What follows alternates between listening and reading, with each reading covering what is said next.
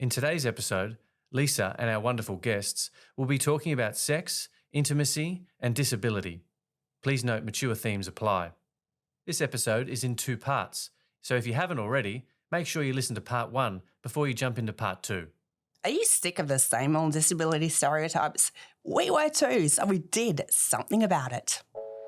Welcome to That Was Unexpected, the Disability Lifestyle podcast for everyone. Brought to you by Young Care and hosted by me, Lisa Cox. Join our amazing guests as we delve into topics that don't often hit the headlines. So let's do this. Prepare for the unexpected.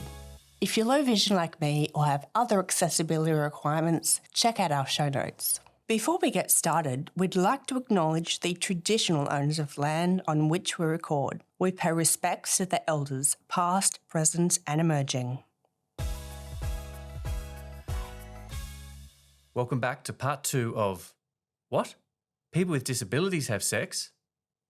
Once again, Lisa was joined in the studio by Todd Winther, self-proclaimed policy nerd, sex and well-being subject specialist and disability advocate, and Dr. Marita Heck, nurse, midwife, researcher and clinician specialising in today's topic. Lisa and our guests were just filling us in on accessing NDIS funding for sexual well-being. Ready to dive back in? Now, something that I know you both have a lot of experience with is NDIS funding that is for sexual. What are the words I'm looking for? I'm gonna get my words right here. Functional capacity is the Okay, I wouldn't have major picked that. Thank buzzword you. for NDIS. Okay, right. Either of you, please go for it. If I or somebody did need help in that area, how would I go about funding? What area of my funding do I use? The first thing to say is there's no specific area that says either positive or negatively you can use this bucket of funding specifically for intimate or sexual preference. One of the key challenges that we've had is if politicians want a point score, they can say, oh, people are using their NDIS for sex therapy, which, by the way, is totally valid. But what Section 5 of the NDIS actually says is that people have autonomy over their body, they have the right to privacy, and the reasonable and necessary criteria of Section 34 of the NDIS Act says that in order to get funding, you can prove that it is effective and beneficial, both clinically but also to achieve your goal in life. And any NDIS goal that says things like developing relationships, social connection, further independence, things like that can be justified within an intimacy circle and can be not easily argued to get NDIS funding, but if you use the correct language and if you use the right resources, you can definitely get things like what Marita is working on. Yeah. You can easily, clinically and otherwise justify those intimate supports. And if we look beyond the NDIS, there's actually an international treaty where Australia is signatory to called the United Nations Convention on the Rights of People with Disabilities that actually says in black and white and grey, you can have intimate relationships. You have the right to privacy. You can participate in social and cultural and public life. So even if the NDIS didn't have it covered in their legislation, you could actually say that the Australian government is violating an international treaty. And if you were to say that to a government official, they go, of course not. Don't take us to the International Court of Law. So even if in their infinite wisdom a politician was to say, no, you can't do this. Well, actually there's a piece of legislation that's above you. The most internationally respected organisation in human rights, the United Nations, actually says that you can. So, Marita, do you help any of your clients access annualised funding for services? Yeah, so what I can recommend is to, and just to add what Todd just said, is if the people with a disability have that actually in my plan, that they actually want to experience sexual quality of life, then NDIS actually funds health professionals like me who then come and do a formal assessment and look into their sexual quality of life goals, how they want to reach it, and then support like I do with that hand brace I showed you is then actually NDIS funded, because I basically do that as a recommendation. So I also go and say recommendation is for this person to in spinal cord injury for males to ejaculate or to, have erectile, they usually have erectile dysfunctions, to actually have support with that. And with females, self-pleasure or pleasure support or sexual quality of life with their partners. And we usually then can just justify that. And then NDIS usually does actually fund it. So I haven't had much problems with that with my clients. The only problems I encountered was with sex workers. They wouldn't fund that. Yeah. All right, so Todd, tell us again about your dating experience and finding a wife. Well, it took a while. I mean, that whole online dating process took about 6 years before I actually found my wife. I had been on a few dates, probably about, 5, and one particular woman I got fairly serious with, but it always encountered the same boundary, like I thought I was okay, and then something happened and it made me rethink whether I was actually okay with it.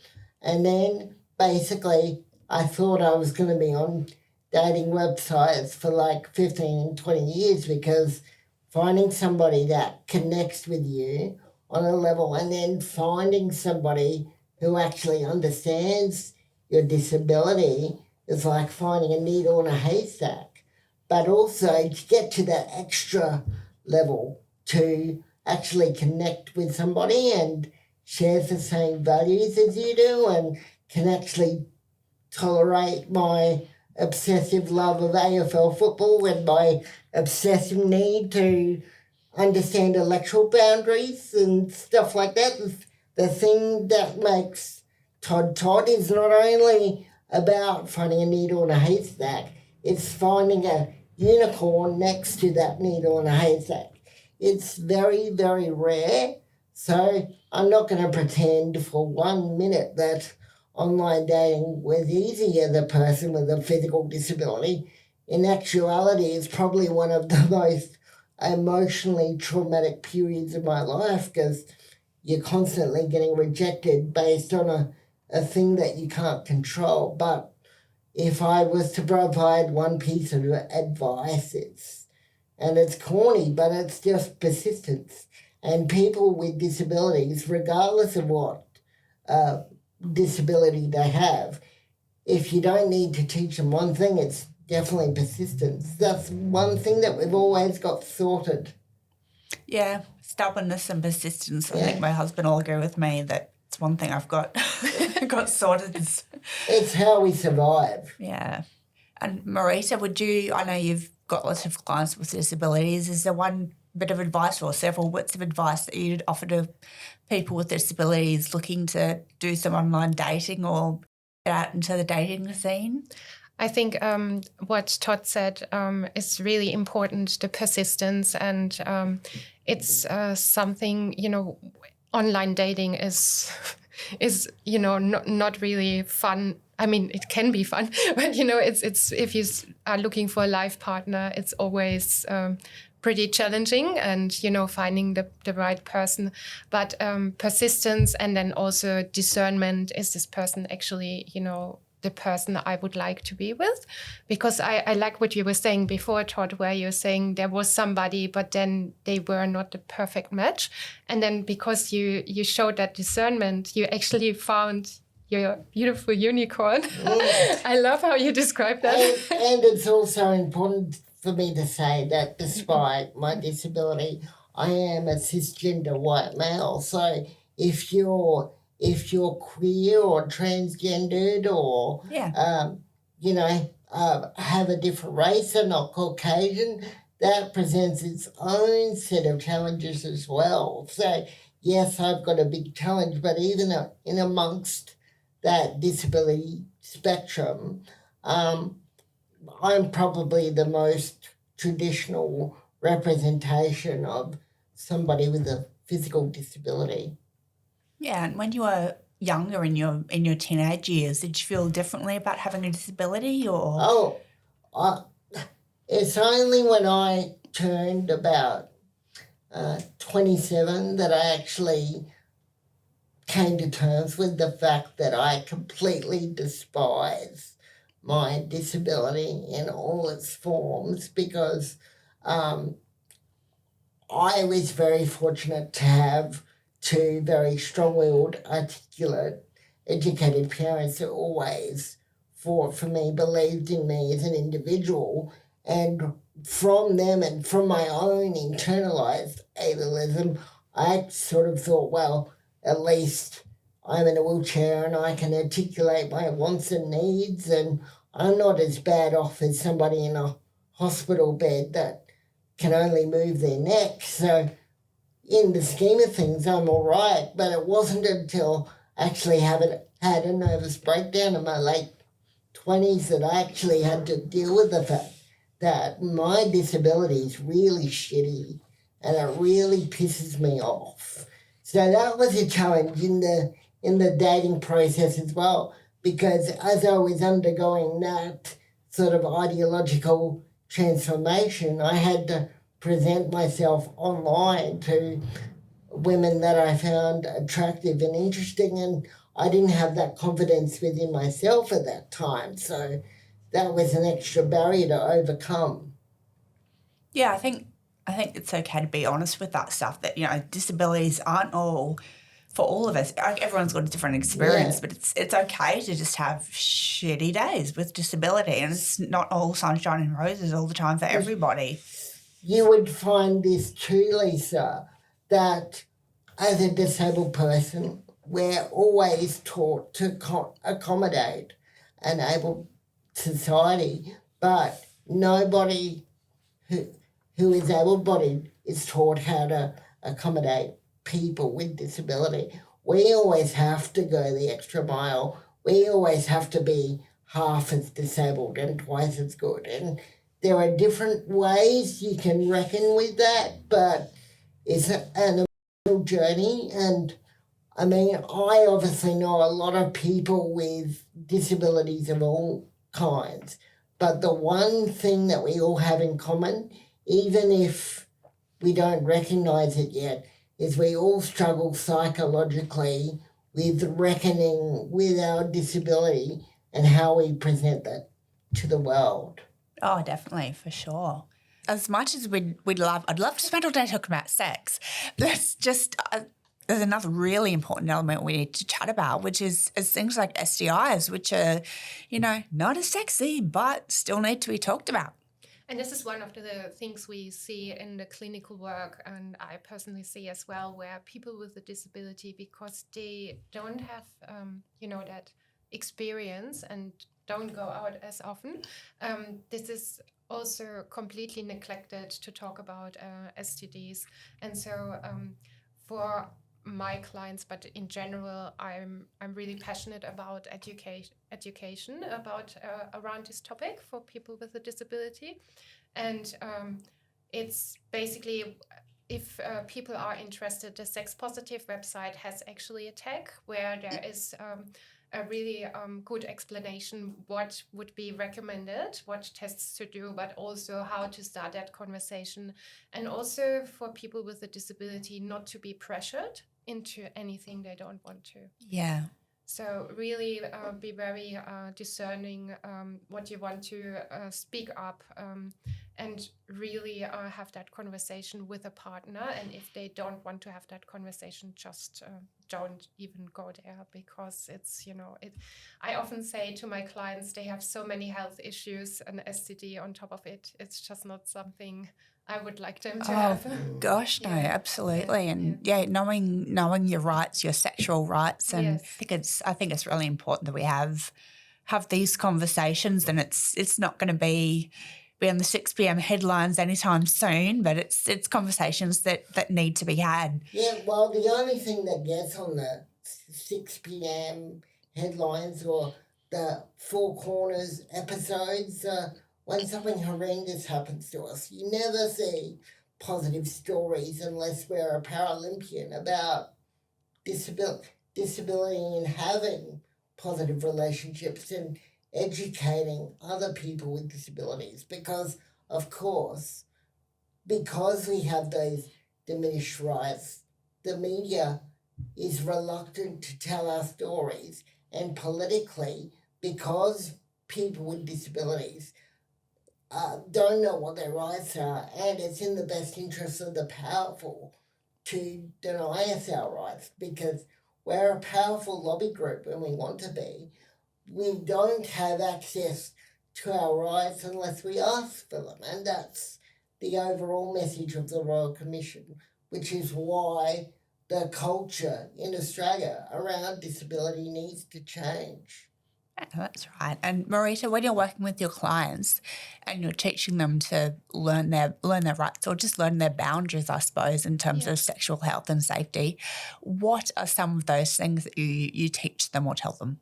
So basically, everything about consent is really important, to really know their yes and no, because a person with a disability, they know their body best and they know best what's good for them. And so not to be pressured into anything they don't want. Also then usual STD prevention, the tests they can do, finding out what actually Todd said before, which areas of their bodies feel, pleasurable, and also open communication with their partners.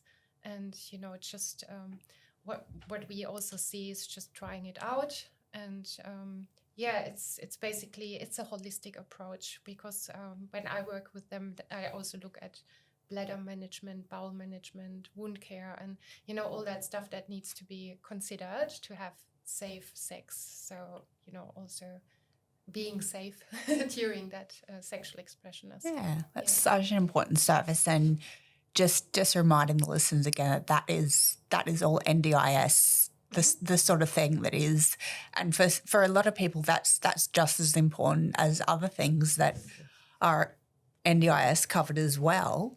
And Todd, do you have any sort of tips for the listeners or anything like that around consent and knowing their body from a sexual health perspective? If you're a parent that has a child with disability, don't shy away from the conversations that you would have with a child without a disability. Don't forget, even if they communicate differently or have a cognitive deficit, we all need to know what makes us safe, what being uncomfortable feels like, when to know when to trust our gut, when to know that we get excited, what it would feel like when we connect with that romantic partner, what give people hope about. I know a person with a disability who has an able-bodied partner, or I know a person with a disability who's in a relationship with another person with a disability. And I know a person with a disability who has a child, because the thing that we forget as disability service providers is that people with disabilities don't know what they don't know. And the way to share these stories is to teach them that you can be what you can see, but if you teach that, you have to open up people's eyes. Yeah, that's exactly right. And that's what this podcast is trying to do, I suppose, is to Exactly.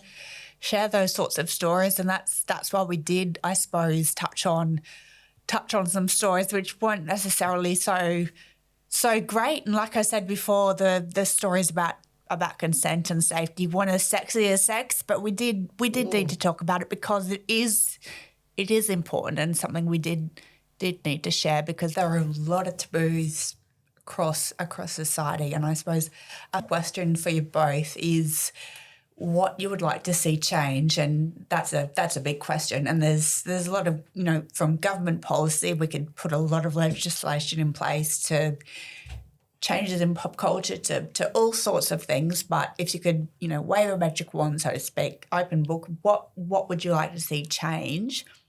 If you could do anything tomorrow, what do you think would change the conversations around sex and disability to make it less taboo and less of a stigmatised thing that people are so, don't want to go there, let's not talk about it? Well, being more exposed, having more exposure to it, normalize it, have that conversation at schools, start really early. I can only talk about my experience from where I'm coming from, because that, discussion starts very early in life, obviously child appropriate, age appropriate as well. But then, I haven't encountered any taboos around disability, because that's so normal that we say, oh yeah, people with a disability have sex too. So, it's just, normalize it, have an open conversation. And Todd was saying before, what I really liked, really, name the body parts, say vagina, say vulva, say penis, and really, have an open discussion. Don't have it as a taboo, because it won't help anybody. It's just, in an ideal world, we just talk about it and we don't feel awkward about it. It's just a normal part of human being, like eating. We talk about food, like just normal, or having a coffee. Basically having a conversation like that. We don't have to, go in the nitty-gritty stuff, but, just having an open conversation about that. I think that would help a lot. Okay. The Royal Commission report has come out recently, and Yes. The thing that strikes me is that it's a 12-volume, 5,500-page report that documents how we're being denied our basic rights in Australia. And if I was to summarise the Royal Commission in 3 words, it's basically dismantling the illusion of inclusion in Australia. So we're not only talking about sexual or intimate rights or reproductive rights or any of the topics that we discussed today. The reality is, up to this point, the government have failed to take our rights seriously. And although we are a powerful voice, and we're the voice that started the NDIS, we're the voice that got rid of independent assessments, the fact that we have to live not as a second-class citizen, not as a third-class citizen. We are really a fourth-class citizen. As a group, we are a fourth-class demographic. And until society transitions away from the medical model that says our disability is the issue that must be dealt with, rather than looking inward and saying it's actually society's attitude about how they perceive our disability. In other words, it's not our fault that we're different. It's your fault for perceiving us differently. So I could say that on a variety of topics, but specifically in regard to sexual health, reproductive rights, I mentioned the United Nations Convention on the Rights of People with Disability. That's only 15 years old. So prior to when I turned 23, if I had a baby, my child could be taken away, no questions asked. I couldn't be rescued in a time of disaster. I didn't have political, legal, or just rights. I got excluded from cultural and public activities.